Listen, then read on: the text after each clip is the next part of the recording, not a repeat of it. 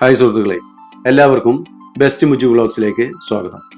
ഞാൻ ഇന്ന് നിങ്ങൾക്ക് പരിചയപ്പെടുത്തുന്നത് PVC പൈപ്പിന്റെ നിർമ്മാണത്തെക്കുറിച്ചുള്ള ഒരു ലഘു വിവരണമാണ്.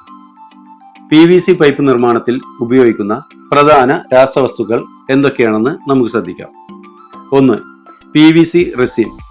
ഇത് പോളിവിനൈൽ ക്ലോറൈഡ് എന്ന പോളിമറാണ്. ഇതാണ് പൈപ്പിന്റെ പ്രധാന ഘടകം. 2. പ്ലാസ്റ്റിസൈസർ. PVCക്ക് കൂടുതൽ വഴക്കം നൽകുവാനും പൊട്ടുന്ന സ്വഭാവം കുറക്കുവാനും ഇത് ചേർക്കുന്നു. ഡയോപ്റ്റിൽ ഫ്ലതാലൈറ്റ് പോലുള്ള സാധാരണയായി ഉപയോഗിക്കുന്നു.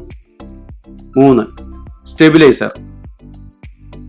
ഉയർന്ന താപനിലയിൽ PVC വിഘടനം സംഭവിക്കുന്നത് തടയുവാനും പൈപ്പിന്റെ ദീർഘകാല ഈടുനിൽപ്പ് ഉറപ്പാക്കുവാനും ഇത് ഉപയോഗിക്കുന്നു. കാൽസ്യം സിങ്ക് സ്റ്റെബിലൈസറുകൾ, ലെഡ് സ്റ്റെബിലൈസറുകൾ, ടിൻ സ്റ്റെബിലൈസറുകൾ എന്നിങ്ങനെ പലതരം സ്റ്റെബിലൈസറുകൾ ഉണ്ട്. 4. ലൂബ്രിക്കന്റുകൾ.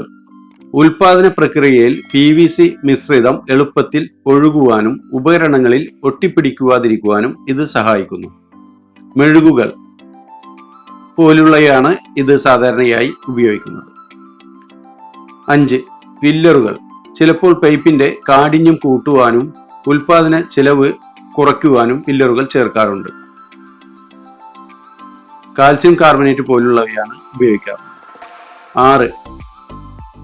പിഗ്മെന്റുകൾ. പൈപ്പിന് ആവശ്യമുള്ള നിറം നൽകാൻ ഇത് ചേർക്കുന്നു.